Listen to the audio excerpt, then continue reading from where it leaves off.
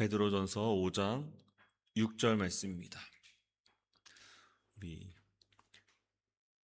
다 찾으셨으면 한 목소리로 읽겠습니다. 시작. 그러므로 하나님의 능하신 손 아래에서 겸손하라. 때가 되면 너희를 높이시리라. 아멘. 어제 우리는 이 하나님의 능하신 손 아래에서 이제 겸손할 것을 우리가 말씀을 통해서 들었습니다.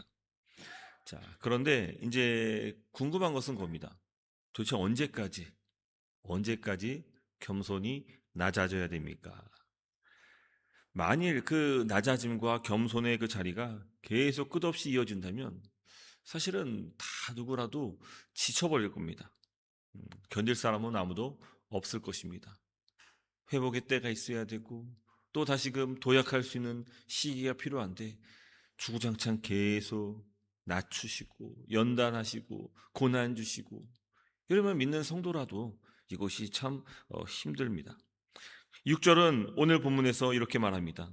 때가 되면 너희를 높이시리라. 때가 되면 너희를 높이시리라. 자, 근데 우리가 이제 여기서 오해할 수 있는 것이 이 때가 되면이라고 하니까 이 때가 마치 언제 정해진 그 시간, 지점이라고 생각을 합니다. 사실 모든 것이 그렇습니다. 기다린다는 것은 때가 있기 때문에 기다리는 겁니다.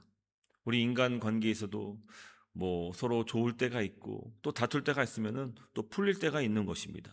또 돈 문제로 어려움 당할 때도 있고 또 평안할 때도 있고 또 사업이 안정될 때도 있고 이 모든 것이 그렇습니다. 건강할 때가 있고 또 아플 때가 있고 다 다양합니다. 근데 이 저마다 그 생각하고 바라는 그 때가 다 다를 것입니다. 그럼 오늘 본문은 과연 어떤 때인가? 이때도 우리가 정하는 때인가?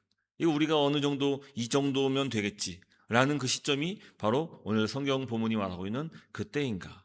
한번 살펴봐야 합니다. 하지만 이 때는 이 원문으로 볼 때는 이 카이로스라는 그런 헬라어 단어를 사용합니다. 이것은 우리 인간의 시간이 아닙니다. 이것은 하나님의 시간입니다. 하나님이 정해놓은 그 시점, 그 때가 올 것을 우리에게 말씀합니다. 그래서 여기서 말하는 때란 내가 정하는 때가 아닙니다. 혹은 내가 기대하는 그 때도 아닙니다. 이 모든 때는 하나님이 정하시고 하나님께서 그 시간이 되었을 때 우리를 높여 주실 것입니다. 그렇다 할지라도 우리가 답답한 마음은 여전히 있는 겁니다. 그 하나님의 때가 언제입니까? 사실 이 베드로 편지를 쭉 보다 보면은 이 때에 대해서 오늘 처음 얘기한 것은 아닙니다. 계속해서 앞에서도 여러 차례 반복해서 그 때를 우리에게 말씀해 줍니다. 그래서 1장 5절에는 그 마지막 때, 그 종말의 때, 그때 예비하신 구원을 소개했고 또 1장 7절과 13절에서는 예수 그리스도께서 나타나실 때, 그때로 우리에게 말씀하고 또 5장 4절에서는 목자장이 나타나실 때 시들지 아니하는 영광의 관을 얻으리라. 그러니까 오늘 이 6절에서 이때는 갑자기 툭 튀어나온 때가 아니라 이미 앞에서부터 쭉 계속 예고해왔던 그 때를 가리킵니다. 무엇입니까? 바로 목자장이 다시 오시고 예수 그리스도께서 다시 오시는 그때, 바로 모든 세상의 끝이며 영원한 하나님 나라 그 안식에 들어가는 그 때를 이야기하는 것입니다. 그렇습니다. 그 때는 이미 정해져 있으며 물론 그날은 우리가 알 수 없습니다. 하지만 분명한 사실은 그 때가 올 거라는 것입니다. 우리를 낮추시는 날이 있다면 또 우리를 높여주시는 날이 있을 것입니다. 야고보 사도도 똑같이 말합니다. 주 앞에서 낮추라. 그리하면 주께서 너희를 높이시리라. 주님이 우리를 높여주신다 약속하십니다. 이 4절에서 이 시들지 아니하는 관을 이야기했습니다. 하나님께서 이 목자장이 나타나실 때에 우리에게 시들지 않는 영원한 관을 씌워주실 것이다. 이건 그림 언어입니다. 이 세상의 그 모든 그 관은 다 시들기 마련입니다. 그래서 처음에 이제 우리가 어떤 행사나 축하할 일이 있어서 꽃다발을 받으면은 그 꽃다발이 보기에는 당장은 아름답고 예뻐 보이지만 며칠 지나면은 언젠가 시들어 버릴 것입니다. 하지만 세상이 주는 높임은 그럴지라도 하나님이 씌워주시는 관은 결코 시들지 아니할 것입니다. 그러나 그 관이 언제 우리에게 주어집니까? 바로 이 목차장이 나타나실 때라는 것입니다. 여러분, 좀 냉정하게 말씀을 드리자면은 우리가 생각하는 그 고난의 끝이 오더라도 또다시 우리에게 이 고난은 찾아올 것입니다. 잠깐 우리가 평안 가운데 살아갈 수는 있겠지만, 그러나 이 세상에 이 우리를 얽매는 그 고난은 또 오기 마련입니다. 내일의 고난이 또 있다는 것이죠. 지금 평안해도 언제 또 어떻게 흔들릴지 모르는 것이 그게 우리의 인생입니다. 그래서 우리는 이 세상의 환경과 조건의 그 부합해서 우리가 평안을 구해서는 안 될 것입니다. 이 베드로가 우리에게 계속 이 편지를 쓰면서 얘기하는 것이 뭡니까? 이 나그네라는 거예요. 나그네. 우리가 나그네고, 또 2장 11절 거름입니다. 우린 여기서 영원히 살 사람들이 아닙니다. 원래 그래요. 나그네 삶이 안정되지 않습니다. 언제 자리를 또 떠야 할지 모르고, 또 언제 또 불안이 찾아올지 모르고, 이 나그네는 늘 걱정투성일 수밖에 없는 것이죠. 그러니 이 땅에서 안정될 날이 오기를 기다리는 것은 마치 나그네가 정착민이 되기를 기다리는 것과 똑같은 것입니다. 하지만 기억해야 됩니다. 우리의 살아갈 터전은 이곳이 아니라 바로 주님이 목자장이 다시 오실 때에 우리가 함께 이 주님과 거하게 될 그 영원한 초소, 거기가 우리가 영원히 거해야 할 곳임을 우리는 믿어야 하는 것입니다. 사실 다 누군가는 고난을 겪고 있을 겁니다. 여기 계신 분들도 다 고난이 있을 것이고, 이 불시험이 있을 것이고, 오늘 내 삶의 현장에서 답답하고 또 골칫거리와 또 많이 불편한 것들이 있을 것입니다. 사실 우리가 소망하는 것은 그 끝이 오는 것이죠. 언제 이 물질적인 고난이 끝날 것인지, 이 건강의 이슈가 언제 해결될 것인지, 도대체 언제 우리 인간관계 혹은 사업장 문제가 풀릴 것인지, 우리 저마다 다 그때를 기다릴 것입니다. 그런데 오늘 본문은 우리에게 고민하는 겁니다. 그때마저 하나님께 맡기라는 겁니다.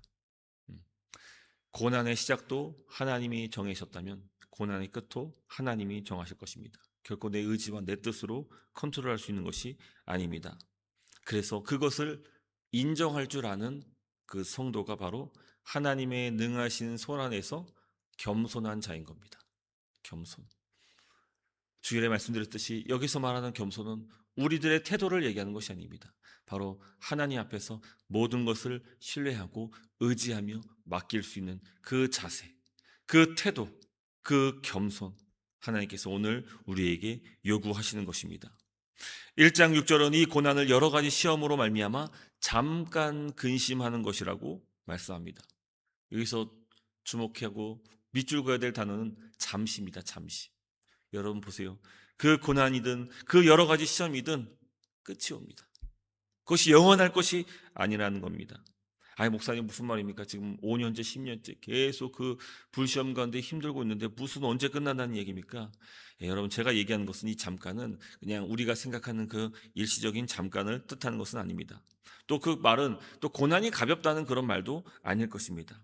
하지만 그 날은 반드시 끝이 온다는 것을 명심했으면 좋겠습니다. 잘 보세요. 이 누군가를 한없이 기다린다면은 그 돌아올 기약을 내가 알지 못하면은 그 사람은 언젠가는 지칠 겁니다. 근데 우리가 이제 한국에 가면은 지하철을 탈 일들이 있을 텐데, 이 지하철이 지금은 당장은 안 오고 눈앞에 보이지는 않지만 우리가 그 자리에 계속 서 있을 수 있는 이유는 뭡니까? 시간이 되면은 올 것을 알기 때문에 우리는 그 자리에 있는 겁니다. 오지 않을 거라는 생각하고 있다면은 그곳에서 기다릴 수 없을 겁니다. 근데 우리의 기다림이 딱 그렇다는 것이, 주님이 다시 오실 날, 그 영광스러운 날, 목자장이 우리를 다시 높여주시는 그날은 반드시 올 것이기 때문에 오늘 우리는 이 기도의 자리를 지키며 주 앞에 나올 수 있는 것입니다. 세상 의지하는 것이 아닙니다. 우리가 세상이 주는 평안은 잠실지 모르겠지만 주님이 주시는 것은 영원한 것입니다. 그래서 우리는 나그네로서 이 땅 가운데서 주님이 약속하시고 다시금 그것을 이루실 그 날이 올 것을 고대하며 우리는 세상 바라보지 않고 오직 주님만을 바라보는 것입니다. 그리하여서 오늘 우리의 기도가 하나님 앞에서 어떤 기도가 되어야 되는지를 우리가 잘 분별할 수 있어야 하는 것입니다. 우리가 정말 그 때가 오기를 기다리는 그 응답은 과연 내가 생각하는 그 고난의 끝이 오는 것을 기대하고 구하는 것인지, 아니면은 그 영원한 그 모든 소망 가운데 주가 되셔서 이 모든 고난을 그치시고 영원한 안식으로 우리를 초대하실 그 주님의 때가 올 것을 우리가 고대하고 기도할 것인지, 우리의 기다림은 바로 이 후자인 줄을 믿습니다. 할렐루야. 여러분 기억하십시오. 그 끝은 반드시 올 것입니다. 오늘날 우리가 결코 경고망동하지 말아야 될 것은 마치 이 세상이 영원할 것처럼 생각하고 살아가고 이곳에서 안주하려는 태도, 그 태도가 바로 이 베드로전서에서 우리에게 경계하고 있는 그런 말씀입니다. 왜 우리에게 고난이 옵니까? 왜 우리에게 불시험이 찾아옵니까? 그것은 우리로 주님을 찾으라는 그런 시그널인 거예요. 그때 우리가 주님을 바라보고 주님께 나와 정말로 우리가 고대하고 기다려야 될 그때가 언제인지를 다시금 깨닫고, 우리의 소망이 결코 이 세상의 환경이 바뀌는 것이 아님을 다시 한번 믿고, 그리고 그 목자장이 나타나실 그때, 우리에게 영원히 시들지 않는 그 관을 씌워주실 그때까지 우리가 결코 소망 잃지 아니하고 특별히 믿음 잃지 않고 끝까지 완주할 수 있기를 기도할 수 있는 그런 조아름 될 수 있기를 주님의 이름으로 축원합니다. 우리 같이 한번 기도했으면 좋겠습니다. 말씀을 붙잡고